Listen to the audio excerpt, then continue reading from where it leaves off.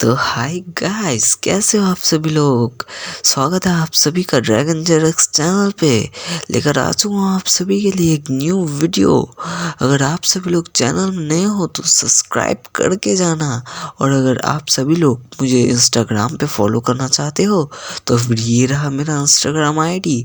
आप सभी लोग जाकर मुझे फॉलो कर सकते हो। तो चलिए बिना किसी देरी के हमारे लेटेस्ट वीडियो को स्टार्ट करते हैं। एपिसोड की शुरुआत में हमें दिखाया जाता है बुढ़ाऊ हमारे एमसी को लकड़ियों के पास लेकर आ चुका था। और वो कहता है अब मैं बहुत थक चुका हूँ, अब से तुम खाना बनाने के साथ साथ लकड़ियाँ भी काटोगे। फिर हमारे एमसी की तरफ दिखाया जाता है जिसकी बुढ़ाऊ ने इतनी तोड़ी कि किसी ने सोची भी ना होगी। और हमारा एमसी बोलने लगता है कि इस बुढ़ाऊ को शर्म नहीं आती एक बच्चे के ऊपर अपनी ताकत को दिखाते हुए।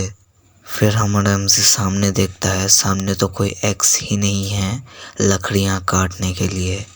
तो फिर वो बुढ़ाऊ से कहने लगता है, फिर वो बुढ़ाऊ को बुलाता है और लकड़ियों की तरफ इशारा करके कहता है, क्या मुझे लकड़ियाँ जलाने के लिए काटने की ज़रूरत नहीं है।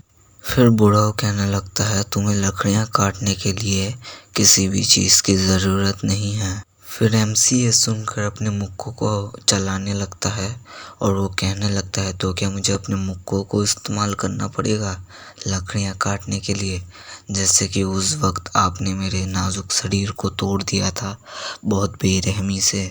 और ये सुनकर हमारा जो बुढ़ा होता है वो बहुत ज़्यादा गुस्सा हो जाता है।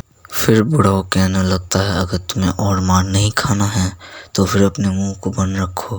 और उसके बाद वो अपने स्लिप के अंदर से एक डैगर या फिर एक चाकू कह सकते हो वो निकालता है। उसके बाद बुढ़ाऊ बड़ी स्टाइल से अपने हाथ में वो चाकू पकड़ता है और उस बच्चे के सामने एमसी के सामने फ्लेक्स मारने की कोशिश करता है। और एमसी देखकर कहता है, ये तो एक चाकू है।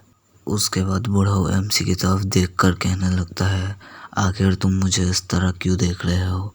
और हमारा एमसी मन में सोचता है, इसे मैं चाहे जिस तरफ से देखूं ये कोई सस्ता नाइफ ही लग रहा है।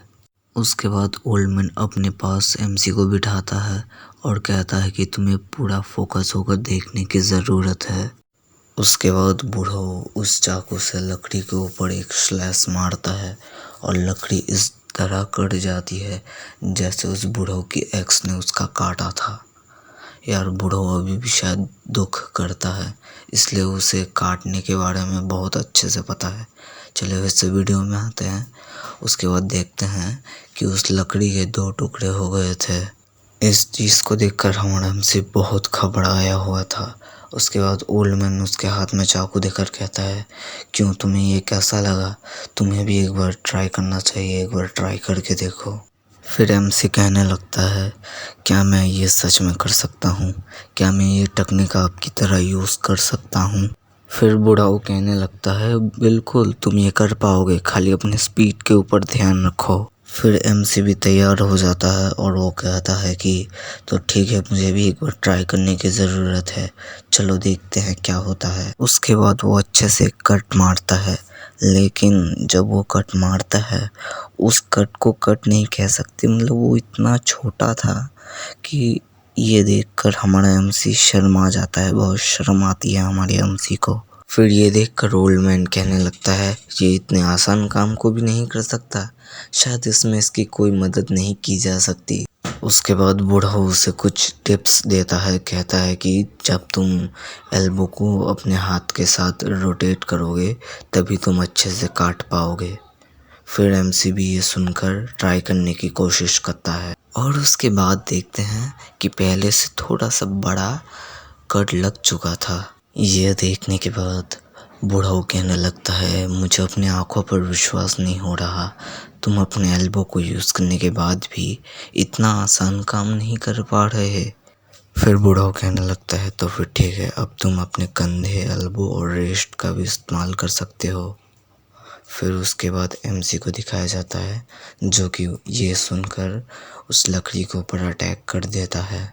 उसके बाद एमसी के वार से वो लकड़ी बीच से कटी तो नहीं, मगर हवा में ज़रूर उड़ गई। और ये देखकर बुढ़ाऊ और एमसी दोनों ही शॉक थे।